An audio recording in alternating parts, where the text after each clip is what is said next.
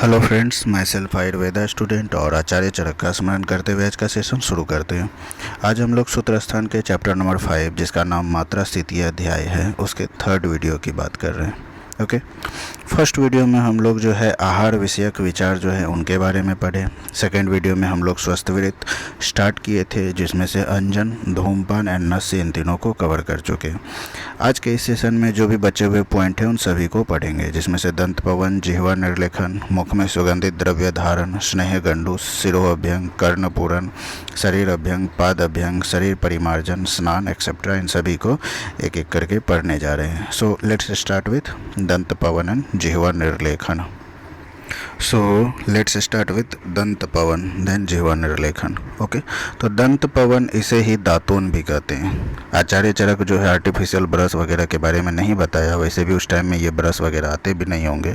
तो उसमें जो है कोई भी प्लांट है उसका जो स्टेम या ब्रांच है उसी से जो है दातून करने के बारे में बताया। उसमें भी क्या क्या बताया इन्होंने कि अग्र भाग कुचला गया, अपोथित अग्र, जो अग्र भाग है उसका आगे का भाग, जैसे कि कोई भी स्टेम है उसका ब्रांच है तो इसका आगे का भाग को कुचल देना है। कुचलने की वजह से थोड़ा सॉफ्ट हो जाएगा, जिससे क्या है कि गम यानी मसूरा में किसी भी तरह का जो है खरोच वगैरह नहीं आएगी। इसीलिए उनके बारे में बताया कि दंत मांस को यानी मसूरे को बिना बाधा पहुंचाए हुए दातुन करनी है। ओके, और इसका जो है टाइम बताया 2 कालों, यानी 2 बार दातुन करना है। 2 बार कैसे, तो सुबह शाम हम लोग ले सकते हैं। ओके, और जो प्लांट में लेंगे उसमें जो 3 रस इन्होंने मुख्य रूप से बताया, कसाय, कटु एंड तिक्त। ओके, आपको ये याद रहना है, कसाय, कटु एंड तिक्त रस वाले प्लांट से जो है दातुन करना है। तो उसके कुछ एग्जाम्पल भी इन्होंने बताया है जिसमें ये तीनों रस आते हैं। तो उसको उत्तम दातुन के कैटेगरी में रखा है, जिसमें करंज, करवीर, अर्क, मालती, ककुब या अर्जुन एंड अशन, ये कुछ एग्जाम्पल इन्होंने दिया। ओके, अब देखते हैं दातुन करने से क्या लाभ है। ये कॉमन सेंस आपको पता ही होगा। सबसे पहले कि मुख का जो दुर्गंधी है, जो बैड स्मेल, फॉल स्मेल है, वो चला जाएगा। देन विरसता होगा। देन जिह्वा, दांत एंड मुख, जो टंग है, टीथ एंड मुख, जो ओरल कैविटी वाला रीजन, उसमें से जो है मल जो है वो निकल जाएगा। मल निकल गया तो क्या हो गया, ऑब्वियस है दांत साफ होगा, ये साथ साथ भोजन में रुचि भी आ जाएगी। ओके, इसके बाद जो कुछ अलग आचार्य की बात देखें तो आचार्य सुश्रुत के अकॉर्डिंग इन्होंने जो है जो दंत पवन जो कर रहे दातुन, उसका परिमाण बताया कि 12 अंगुल लंबा जो है दातुन, उससे हमको वो दातुन करना चाहिए। ओके, साथ साथ जो उसमें जो रस है इन्होंने क्या है कि कसाय, कटु एंड तिक्त तो 3 हैं ही, उसके अलावा एक मधुर रस को भी एक्स्ट्रा ऐड किया है। और सभी का एक एग्जाम्पल भी दिया, जैसे तिक्त रस वाले में आप नींब को ले सकते हैं, कसाय रस वाले में खदीर को, मधुर में जो है मधुक को एंड कटु रस वाले में करंज को ले सकते हैं। ओके, साथ साथ एक प्लांट है जिसका नाम है पलास, उसके बारे में क्या बताया कि पलासम आसनम दंत धावनम पादके त्यजेत, यानी पलास का जो प्लांट है उससे आसन, दातुन एंड पादुका, इन तीनों का उपयोग नहीं करना चाहिए, इनको त्याग देना चाहिए। ओके, यानी कि उस प्लांट का जो लकड़ी है उससे हम यदि आसन बैठने वाला बनाए, या फिर पादुका यानी चप्पल जो बनाते थे पहले लकड़ी का, या फिर दातुन, इन तीनों का प्रयोग नहीं करना चाहिए प्लास के प्लांट का, ये बताया गया। नेक्स्ट है हमारे पास जिह्वा निर्लेखनी। जिह्वा निर्लेखनी जो टंग क्लीनर होता है उसके बारे में। ओके, तो जो टंग क्लीनर होता है, जिसको कुछ लोग जिबिया भी कहते हैं हमारे तरफ, तो इस जिह्वा निर्लेखनी को जो है किस चीज़ का बनाया है, तो वो बताया स्वर्ण, रौप्य, ताम्र, त्रिपुर इत्यादि से निर्मित, यानी कि स्वर्ण हो गया गोल्ड से, या फिर सिल्वर से, या फिर कॉपर का, या फिर रांगा का, या फिर पीतल, इनमें से किसी भी मेटल से बनाना है। वैसे सुश्रुत जी की देखा जाए तो उन्होंने लकड़ी से भी जो है टंग क्लीनिंग का बात किया है। ओके, आगे जो है जिह्वा निर्लेखनी के बारे में ये बताया कॉमन थिंग्स है, जैसे कि वो अतीक्ष्ण यानी बहुत ज़्यादा शार्प एंड नहीं होना चाहिए। जैसे टंग क्लीनर है तो वो जो है ज़्यादा शार्प नहीं होना चाहिए, क्योंकि टंग कटने का डर होता है। साथ साथ अनरिजु यानी कि रिजु, रिजु मीन्स हुआ स्ट्रेट, तो अनरिजु स्ट्रेट नहीं होना चाहिए, मीन्स बेंड होना चाहिए, जो हम लोग यूज करते ही हैं। ओके, साथ साथ उसका परिमाण बताया, उसका मेजरमेंट क्या है, 10 अंगुल है। क्यों करते हैं तो उसके बारे में बताया कि जो जिह्वा का मूल भाग है, जो टंग है, टंग का जो ये मूल भाग है, यहाँ पे मल जमा हो जाता है। मल जमा हो जाने की वजह से जो श्वास प्रश्वास की क्रिया उसमें बाधा पहुँचाती है, यानी रेस्पिरेटरी प्रॉब्लम होता है। साथ साथ जो मुख में दुर्गंधी भी होती है, इसीलिए इन सभी चीज़ों से दूर होने के लिए जो है टंग क्लीनिंग करना चाहिए। ओके। साथ साथ यहाँ पर आपको कुछ पॉइंट्स है बाय ट्रिक के फॉर्म में, आप इसे भी याद कर सकते हो। जैसे कि दंत पवन का मेजरमेंट 12 अंगुल है, जीवा निर्लेखनी आपको 10 अंगुल है, अंजन या सलाका, अंजन सलाका जो है जो आँख में यूज करते हैं अंजन करने के लिए, जिस सलाका जो प्रोब का यूज होता है वो 8 अंगुल है, और उसके लिए आज़ाद करके ट्रिक बनाया। और अंजन के लिए हुआ ज हुआ जीवा निर्लेखन अंदव फॉर दंत पवन, तो 8 10 12 ऐसे करके आप चाहो तो इसे याद रख सकते हो। नेक्स्ट स्वस्थवृत्त में हमारे पास है सुगंधित द्रव्य का धारण मुख में। ओके, तो मुख में जो सुगंधित द्रव्य का धारण क्यों करते हैं उसके बारे में इन्होंने बताया है कि वैसद्य रुचि सौगंधेच्छिता, यानी कि ऐसे पर्सन जो चाहते हैं कि उसका मुख क्या हो, विशद्य हो, यानी स्वच्छ रहे, रुचि यानी भोजन में रुचि हो, इच्छा हो खाने की, साथ साथ जो है सुगंधि, मुख जो है सुगंधित रहे, यानी मुख से बैड स्मेल ना आवे। तो इच्छिता, ऐसी इच्छा रखने वाले पर्सन को चाहिए कि वो मुख में सुगंधित द्रव्य धारण करे। तो ऐसे द्रव्य कौन कौन है, तो उनके बारे में इन्होंने बताया है।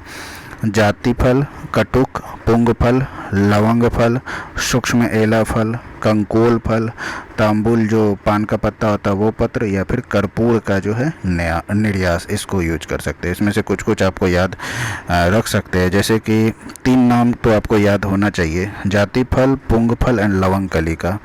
ये 3 जो है आपको सुगंधित त्रिफला में आते हैं। त्रिफला होते हैं ना, हरित की, आम्ल की, विविध की, तो त्रिफला में और भी वैरायटी है, सुगंधित त्रिफला उसमें एक है। तो सुगंधित त्रिफला में जाति फल, पुंग फल एंड लवंग कली का ये 3 आते हैं। तो ये 3 नाम हो गए। उसके अलावा आप सूक्ष्म एला जानते हो, मुख में अच्छा स्मेल रहने के लिए आप ये सब रखते हैं। देन तांबुल का भी सेवन कर सकते हैं। ओके, यहाँ पे तांबुल सेवन का कुछ 4 काल जो है सुश्रुत चिकित्सा स्थान के अकॉर्डिंग है, तो आप उसे भी चाहो तो यहाँ पढ़ सकते हो। नेक्स्ट स्वस्थवृत्त में है हमारे पास स्नेह गंडूस धारण। ओके, तो गंडूस एंड कवल ये नाम से आप लोग फेमिलियर होंगे, मैं इसे रिकॉल कर दे रहा हूँ आचार्य वाग्भट के अकॉर्डिंग ही।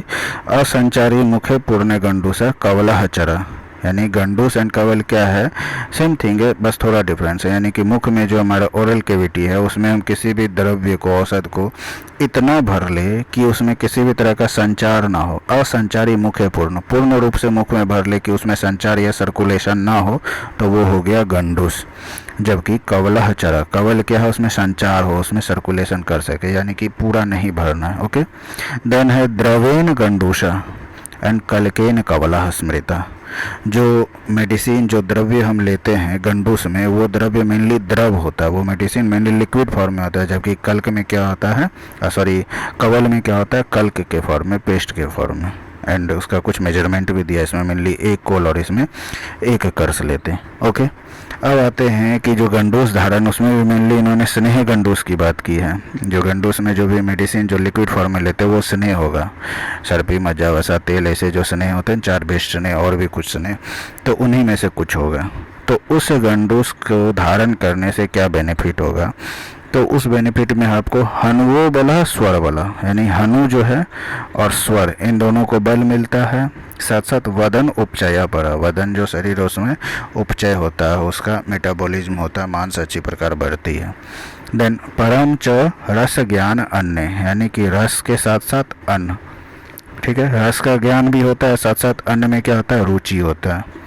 देन न च दंतः क्षयम, जो दांत है उसका क्षय नहीं होता है। 2 तरह से हो सकता है, या तो जो टिथ है इसमें डिकेइंग नहीं होगा, या फिर ऐसे भी समझिए दांत का टूटना जो होता है वो भी नहीं होगा। उसके बदले क्या होता है, यान्ति दृढ़ मूला भवंती, उसके बदले में जो इसका जो दांत का जो मूल होता है ना, वो दृढ़ हो जाता है, बहुत ही ज़्यादा स्ट्रांग हो जाता है। नेक्स्ट स्वस्थवृत्त में हमारा है सिरो अभ्यंग। ओके, या मूर्धन्य तेल निषेवन, मूर्धा हो गया सर जो है, वहाँ पे तेल से जो है मेनली मसाज करना है। तो इससे क्या बेनिफिट होगा, ना खालित्यम ना पालित्यम, ना केशा प्रपतंती च। ओके, ना खालित्यम मीन्स खाली नहीं होता है। खाली होने का मतलब बाल्डनेस, पूरा का पूरा बाल जो चला जाता है वो हुआ खाली होना। जबकि ना केशा प्रपतंती, केशा प्रपतंती मतलब होता है केस का झरना, ठीक है, दोनों डिफरेंट थिंग्स है। खालित्य हो गया आपका बाल्डनेस, पूरा का पूरा बाल झड़ गया, और प्रपतंती हुआ केसा मीन्स बाल झड़ रहा है, अभी कुछ कुछ झड़ रहा है, 10 12 20 50 ऐसे। इसका जो है लास्ट स्टेज हो गया आपका खालित्य। तो नाखालित्य नागपाल केशा प्रपतंती, तो क्या होता है उसके बदले में क्या है कि दृढ़ मूल हो जाता है, बाल का जड़ स्ट्रांग हो जाता है, झड़ता नहीं है।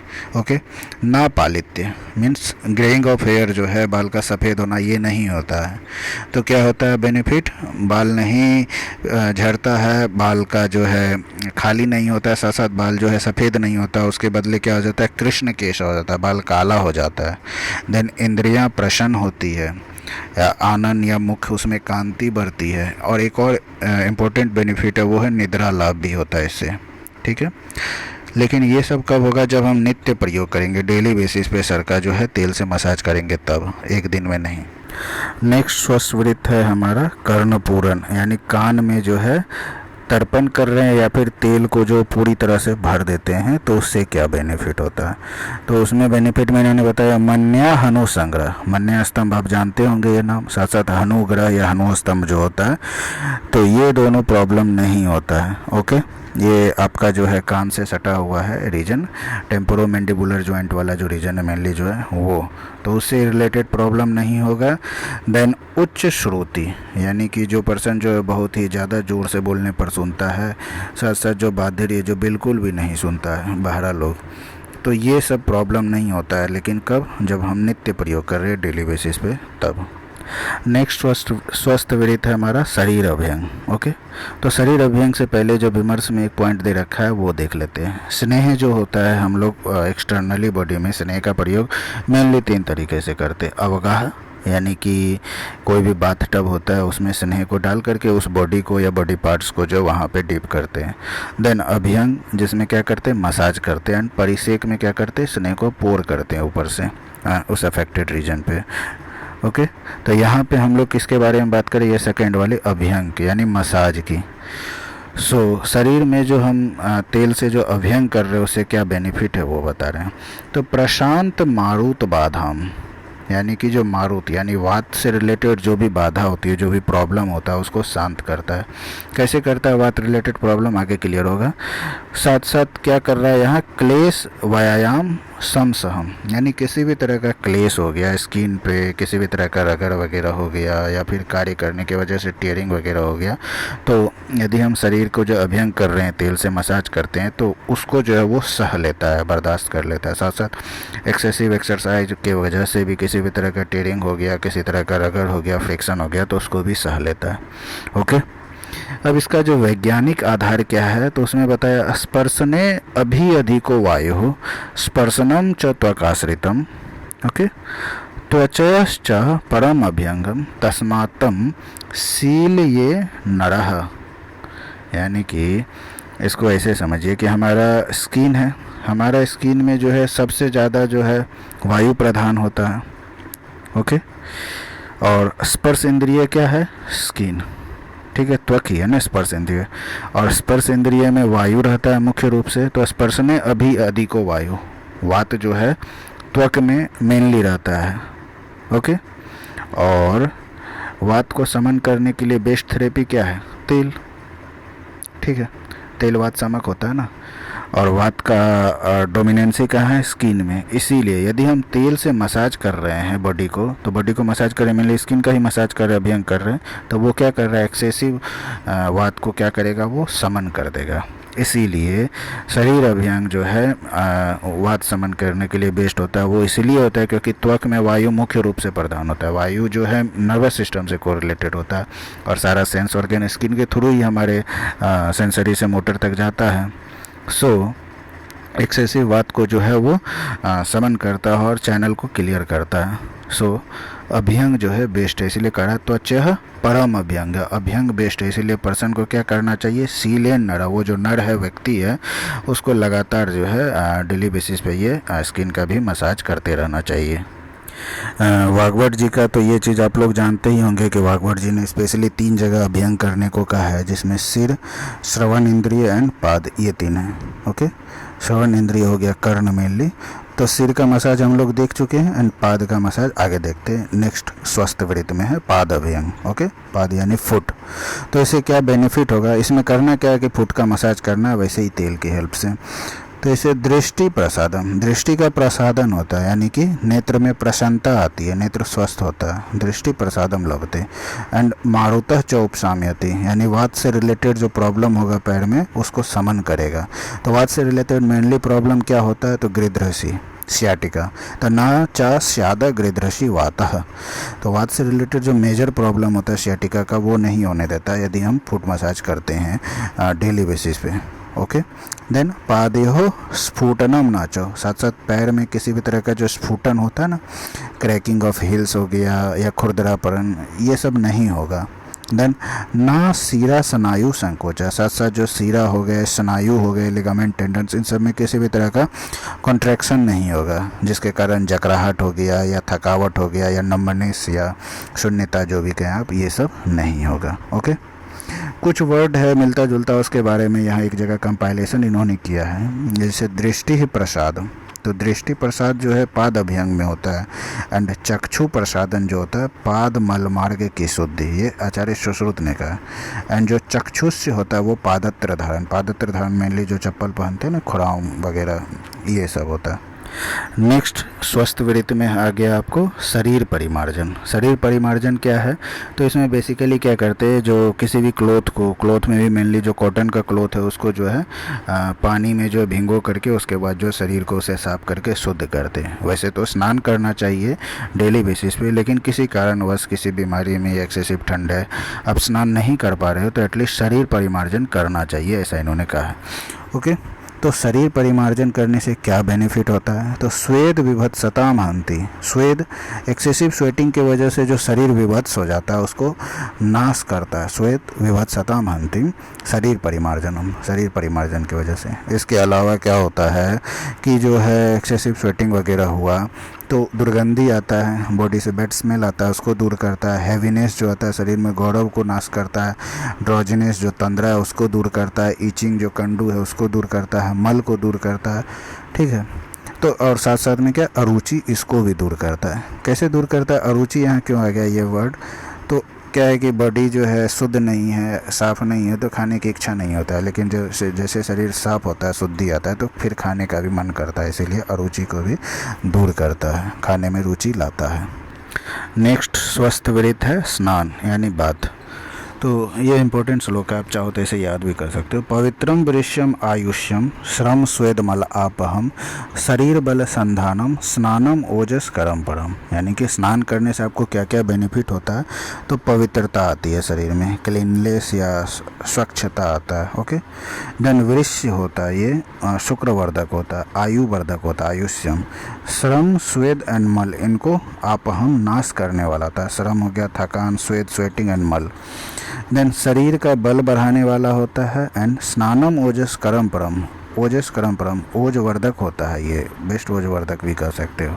तो ये सारा हो गया स्नान के बेनिफिट। नेक्स्ट स्वस्थ वृत्त में है कि आप स्नान कर लिए तो आप स्वच्छ वस्त्र धारण करेंगे, ठीक है। तो जो स्वच्छ वस्त्र धारण करते हैं उससे क्या बेनिफिट होता है, तो काम्यम यशस्य आयुष्यम अलक्ष्मीगणम प्रहर्षणम। काम्य यानी कि शरीर में सुंदरता सबसे पहले लाता है अच्छा कपड़ा पहनने से। देन यश एंड आयु की प्राप्ति होती है। अलक्ष्मीहनम, ठीक है, जो अलक्ष्मी यानी अशोभा, इसको दूर करता है। एंड प्रहर्ष, मन में हर्ष उत्पन्न करता है। देन श्रीमद पारिषदम शस्तम, जो श्रीमद पारिषद होता है, जो कल्चर्ड असेंबली होता है या फिर जो उत्तम सभा होता है, ठीक है, तो उसमें प्रतिष्ठा दिलाता है। क्या, तो निर्मल अंबर धारणम, निर्मल वस्त्र जो होता है उसको धारण करने से। नेक्स्ट स्वस्थ वृत्त में है सुगंधित द्रव्य एंड माला धारण, यानी कि स्नान किए, स्वच्छ वस्त्र धारण किया, अब उसके बाद जो है कुछ भी सुगंधित द्रव्य जैसे चंदन वगैरह इन सभी को धारण करेंगे, उसका लेप लगाएंगे एंड कोई भी सुगंधित माला इनको धारण करेंगे। क्या बेनिफिट होगा, तो वृष्यम, सबसे पहले क्या है, वृष्य होता है, काम उद्दीपन होता है। ओके, देन सौगंध्य एंड आयुष्यम, शरीर में सुगंधि लाता है, साथ साथ आयुवर्धक होता है।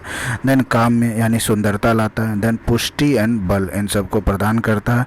सौ मनुष्य मन के लिए जो है प्रसन्न करता है। देन अलक्ष्मी गणम यानी कि शरीर की जो अशोभा है उसको दूर करता है। कौन? तो गंध माल्य निसेवनम, जो सुगंधित माला हो गया इनका सेवन करता है वो। एंड सुगंधित द्रव्य माला धारण किए उसके बाद जो रत्न एंड आभूषण इन सभी को धारण करना। ओके, आप रत्न इन सभी नवरत्न के बारे में जानते होंगे, नहीं जानते हैं तो रसशास्त्र में आप पढ़ लोगे। एंड आभूषण इन सभी को धारण करने से क्या बेनिफिट होगा? तो धन्यम मंगल आयुष्यम, सबसे पहले धन्य, ओके, देन मंगल, देन आयुष्य। तो आपको जो है सौभाग्य मिलेगा, मंगल होगा, आपका आयु बढ़ेगा, श्रीमद व्यसन सूदनम, हर्ष मिलेगा, काम में सुंदरता आएगा एंड ओज बढ़ने वाला होगा ये रत्न वगैरह इन सभी को धारण करने से। नेक्स्ट स्वस्थ वृत्त में है पाद एंड मल मार्ग। पाद हो गया वो फुट वाला डोर्सम मेनली, एंड मल मार्ग जो हो गया गुदा मार्ग, इनकी शुद्धि करने से। ओके, तो इनकी शुद्धि करने से क्या क्या हो रहा है बेनिफिट? तो मेध्यम पवित्रम आयुष्यम अलक्ष्मी कलिनाशनम। मेध्य होता है यानी कि आपका जो धारण शक्ति है वो बढ़ेगा। देन शरीर में पवित्रता आएगा, आयु की वृद्धि होगी। अलक्ष्मी, ठीक है, अलक्ष्मी जैसे कि दरिद्रता हो गया या शरीर में कुरूपता हो गया, एंड कली यानी कि रोग, इनको नाश करेगा। क्या? तो पादियो मल मार्ग, पाद एंड मल मार्ग इन सब का शौच यानी शुद्धि करने वाले व्यक्ति को। नेक्स्ट स्वस्थ वृत्त में है आपको क्षौर कर्म। तो क्षौर कर्म क्या होता है? मेनली केस, श्रमसु, नख आदि नाम कल्पनम संप्रसादनम। केस हो गए आपके बाल, श्रमसु हो गए दाढ़ी, एंड नख नाखून, ठीक है, नेल्स। तो इन सभी को क्या करना है? कल्पनम, काटना, साथ साथ संप्रसादन यानी उसको प्रसादन करना, उसको सजावट करना, यही हुआ क्षौर कर्म। यानी बाल काटना, दाढ़ी काटना, ये सब, ठीक है, और इसको सजाना मीन्स अच्छे से काट करके अपना प्रॉपर शेप वगैरह देना, ये हो गए क्षौर कर्म। इसका बेनिफिट क्या है? तो पौष्टिकम वृश्यम आयुष्यम सूची रूप विराजनम। सो पौष्टिक है यानी कि शरीर को पुष्ट करने वाला होगा, नरिश करने वाला होगा। देन वृश्य होता है, वृश्य हो गया यहाँ वृश्य इन द सेंस की काम उद्दीपक हो गया। देन आयु के लिए हितकर हो गया, एंड सूची शरीर को स्वच्छ तो रखेगा ही, है ना। जैसे नाखून है, नेल्स है, वो काट के रखेंगे तो क्या है कि नेल्स के थ्रू जो है ये गंदगी जो हमारे डाइजेशन जीआईटी में तो नहीं जाएगा ना। तो सूची एंड रूप विराजनम, जो रूप है उसको बनाएगा, आपका रूप में निखार लाएगा। नेक्स्ट है पादत्र धारण। पादत्र का मतलब यही हुआ कि पैर में जो हम जूता या खड़ाऊं वगैरह पहनते हैं उनको धारण करना। ओके, इससे क्या बेनिफिट है? तो चक्षुष्यम स्पर्शनम ही, तो जो चक्षुष है आँख के लिए बेनिफिशियल है, साथ साथ स्पर्शन, यहाँ जो स्पर्श इंद्रिय मेनली जो स्किन, जो पैर के पास जो स्किन होता है, यानी जो डोर्सम ऑफ फुट में जो स्किन है उसके लिए बेनिफिशियल होगा। कैसे? तो पादियो वैसन आपहम, जो पैर में किसी भी तरह का वैसन हो गया, जैसे कट गया, कांटा चुभ गया, पैर फट गया, तो इन सभी तरह के वैसन को क्या करेगा? ये दूर करेगा। ऑब्वियस बात है, हम जूता चप्पल पहन के जाएंगे तो कटने कुटने का तो कम डर होता है ना। सो इसके साथ साथ जो बल है, पराक्रम है, इन सभी को बढ़ाने वाला होता है, सुख देने वाला होता है, ये भी वृश्य है। कौन सा? तो पादत्र धारण, पैर को में जूता वगैरह धारण करने से। नेक्स्ट स्वस्थ वृत्त में है छत्र धारण। छत्र बोले तो छाता, अम्ब्रेला, इसको धारण करना। क्या होता है बेनिफिट? तो इतेह प्रशमनम। इतेह वर्ड मेनली यहाँ पे फ्यूचर, भविष्य में होने वाले प्रॉब्लम से बचाता है, उसको शांत करता है। कैसे? तो हम यदि छाता लेकर नहीं गए तो धूप या बारिश, इसका डायरेक्ट एक्सपोजर होगा, उसके वजह से बहुत सारी बीमारियाँ हो सकती है, इसीलिए उन सभी से बचाता है। और क्या करता है? बल्य है, बल्य बढ़ाने वाला होता है। गुप्ती है, यहाँ गुप्ती वर्ड मेनली जो प्रेत पिशाच या माइक्रोब्स है उससे रक्षा करने के लिए दिया है, ठीक है। आवरण है, यानी आवरक होता है, हमारे शरीर को बचाता है ना, प्रोटेक्ट करता है। संकरम, संकर हुआ कल्याण करने वाला हो गया ये छाता। ओके, एंड घर्म, अनिल, रज एंड अम्बु घनम, 4 चीज़ है। एक तो हुआ धूप, गर्मी, देन अनिल हो गया वायु, ओके, देन रज हो गया धूल, एंड अम्बु, जल, इन सभी से जो है बचाता है यदि हम छाता धारण करेंगे। सो नेक्स्ट स्वस्थ वृत्त में है दंड धारण, मीन्स डंडा को जो है हाथ में लेके चलने को कहता है। क्या बेनिफिट है? तो स्खलता संप्रतिष्ठानम, स्खलन, गिरना। अब जैसे रात के समय में है, अंधेरा है, आगे गड्ढा वगैरह है तो गिरने का संभावना है, तो डंडा के सहारे जो टेक टेक कर चलते हैं तो पता चल जाता है गड्ढा, तो गिरने से बचाया। देन शत्रु नाम चो निषूद नाम, किसी भी तरह का शत्रु जो है लड़ाई झगड़ा हुआ तो शत्रु से भी प्रोटेक्शन करता है, यहाँ मारपीट करने की बात कर रहे हैं। देन अवष्टंभन, आयुष्यम, आयु बढ़ाने वाला है, भय को नाश करने वाला, इसलिए दंड धारण करना चाहिए। यहाँ एक और पॉइंट मैं डिस्कस करना चाह रहा हूँ। आप लोग को लग रहा होगा कि ये क्या पढ़ रहे हैं, छत्र धारण कर रहे हैं, दंड धारण कर रहे हैं, क्या मतलब बन रहा है इन सब का? मुझे भी ऐसा लगता था, लेकिन अब थोड़ा सोचोगे तो आपको लगेगा कि आचार्य चरक जो है आपको सिर्फ निज रोगों से नहीं बचा रहे हैं, ठीक है, आपको हर तरीके से आपके हेल्थ को मेंटेन कर रहे हैं, आपको स्वस्थ रहने का तरीका बता रहे हैं। अब जैसे ये समझ लो, दंड धारण, मान के चलिए हम रात के अंधेरे में जा रहे हैं, दंड धारण नहीं किया, हमारे हाथ में डंडा नहीं है, तो क्या है कि किसी भी तरह के गड्ढों में हम गिर सकते हैं, या फिर अचानक कोई सांप वगैरह आ गया, या फिर किसी भी तरह का कीड़ा या शेर वगैरह आ गया। शेर तो नहीं, उससे तो हम प्रोटेक्शन नहीं कर सकते, लेकिन फिर भी छोटा मोटा इंसेक्ट वगैरह, तो दंड वगैरह है हमारे पास, तो क्या हम उसको मार के खुद को प्रोटेक्ट कर सकते हैं, या फिर उसको डरा करके। तो क्या है, उसके वजह से जो हमको प्रॉब्लम हो सकती थी उससे तो हम बच गए। छत्र धारण में भी आप देख सकते हो कि हम छाता लेके नहीं निकले, अचानक बारिश हो गई या धूप हो गए, हम भीग गए या फिर लू लग गया तो भी प्रॉब्लम हो सकती है, हम बीमार हो सकते थे, ठीक है। पाद अभ्यंग में या फिर जो है पादत्र धारण, ये भी अजीब चीज़ है कि क्या जूता चप्पल पहनने की बात कर रहे हैं, लेकिन क्या है कि इन सब को पहन कर निकलेंगे तो पैर का कटना फटना इन सब से हम बचे रहेंगे ना। तो क्या है, किसी भी तरह का आगंतुक व्याधि से तो हमको अच्छे तरीके से बचने का तरीका इन्होंने स्वस्थ वृत्त के जरिए बताया। हालांकि ये डेली शेड्यूल में है, लेकिन क्या है, ये उस समय की बात है जिस समय लोग इन सभी चीज़ को नॉर्मली लेते नहीं थे, जिस समय ये कंपलसरी नहीं था कि जूता ही पहनना है, तो उस समय इन्होंने इन सभी के थ्रू बताया कि नहीं, हमें ये सब अपने स्वस्थ वृत्त में, अपने डेली लाइफ में, डेली रूटीन में इन सब को इंक्लूड करना है, जिसके थ्रू जो हम अपने आप को प्रोटेक्ट कर सके हर तरीके से एंडोजीनस एंड एक्सोजीनस प्रॉब्लम से। सो इन्होंने इसलिए डिस्कस किया होगा, इसीलिए ये सब उतनी फालतू भी बात नहीं है। इन सभी के बाद जो है स्वस्थ वृत्त का एक तरह से कंपाइलेशन कहे या जो भी कहें, ये मोस्ट इम्पोर्टेंट श्लोक है इस चैप्टर का। नगरी नगरस्य एव रथस्य एव रथी यथा स्वशरीरस्य शरीरस्य मेधावी कृतस्य एव हितो भवेत्। ओके, ये क्या कहना चाह रहा है कि जिस तरह नगरी, नगरी कहने का मतलब नगर का रक्षक, वो अपने नगर की रक्षा करता है, जिस तरह से रथी यानी सारथी जो अपने रथ की रक्षा करता है, उसी तरीके से जो मेधावी मनुष्य है वो अपने शरीर की रक्षा करनी चाहिए, ठीक है। ये इसका लिटरल मीनिंग हो गया। लेकिन इसको यदि ब्रॉड वे में समझना चाहे तो ये दो फॉर्म में बताए। एक, नगरी के जरिए जो है हमारे शरीर को जो किसी भी तरह का जो अभ्यंतर रोग होता है ना, इंटरनल डिजीज, जैसे नगर रक्षक क्या अपने नगर के अंदर के सभी लोगों की रक्षा करता है, जैसे राजा हुआ या फिर सेनापति टाइप का, तो नगर के अंदर किसी भी तरह का कोई भी दुश्मन वगैरह कुछ भी ना हो, उन सब से बचाता है। वैसे ही कह रहा है कि मनुष्य को भी अपने शरीर के अंदर अभ्यंतर दोषों से शरीर को बचा के रखना चाहिए, इंटरनल डिजीज से। ओके, नेक्स्ट इन्होंने ये कहा है कि रथस्य एव रथी च, जिस तरह से सारथी जो होते हैं अपने रथ की रक्षा करता है कि रथ को टूटने फूटने नहीं देता है। तो ये मेनली किसके वजह से रथ टूटता है? बाहरी एक्सटर्नल फैक्टर, जो युद्ध होता था पहले के समय में, सारथी जाते थे, जैसे कि अर्जुन के सारथी कृष्ण थे, तो वो अपने रथ का रक्षा करते थे ना, जिसके वजह से जो है रथी जो अंदर में है वो फाइट कर सके और अपना किंगडम को जीते या जो भी है। तो उसी तरीके से जो एक्सटर्नल फैक्टर है उससे भी जो बाह्य दोष है, जो मेनली आपको एक्सोजीनस फैक्टर में आगे, उसी तरीके से मनुष्य को भी अपने शरीर को बाहरी और अभ्यंतर दोनों दोषों से रक्षा करनी चाहिए। ओके, किसी भी तरह से विशेषण ना हो, किसी भी तरह का आहत ये सब ना हो। सो बाह्य दोष जैसे कि मिथ्या आहार विहार ये सब ले लिए, ठीक है। अभ्यंतर दोष में जो है कोई को दोष है, कुपित हो गया, दुष्य वगैरह ये सब आ गया, तो ये कहना चाह रहे हैं, ठीक है। तो ये आपका इम्पोर्टेंट श्लोका है। और ये एक और श्लोका है जो स्वस्थ वृत्त का मेनली उपसंहार के रूप में है। वह करावृत्ति उपायान निषेवेत ये स्युः धर्म अविरोधिनः शम अध्ययन च एव सुख एव शमश्नुते।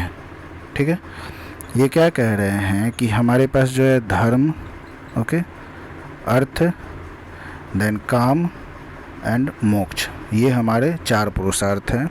जीवन का जो है सर्वोच्च लक्ष्य है, हमें यही पाना है। तो इसमें जो अर्थ है, ठीक है, वृत्ति, तो उस वृत्ति को यानी पैसा कमाने के लिए हमें उन्हीं सभी नियम का पालन करना चाहिए जो धर्म के विरुद्ध ना हो, जो हमारे धर्म का विरोध ना करे। पहला पॉइंट ये कह रहा है। साथ साथ जो मनुष्य शांत रह करके क्या कर रहा है, अपने वेद वगैरह का अध्ययन कर रहा है, वो सुखी रहता है, वो सुख को प्राप्त करता है, ये कहना चाह रहा है। ओवरऑल कर रहा है हमें स्वस्थ वृत्त का पालन करना चाहिए। साथ साथ जो हमें चतुर्विध पुरुषार्थ को पाना है उसके लिए हमें इनकम भी चाहिए। तो हमको इनकम के लिए वही सारे रास्ते को, वही सभी चीज़ को अपनाना चाहिए जो हमारे धर्म का विरोध ना करे। ओके, और जो है साथ साथ जो है हमें वेदों का अध्ययन भी लगातार करते रहना चाहिए ताकि हम सुखी रह सकें।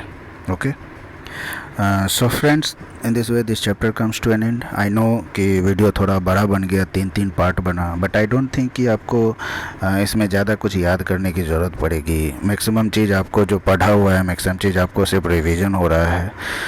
So thanks for watching, have a nice day. और हाँ, यदि आपको वीडियो पसंद आया हो तो प्लीज़ आप मेरे इस चैनल आयुर्वेदा भवा को सब्सक्राइब करें एंड शेयर करें। Thank you.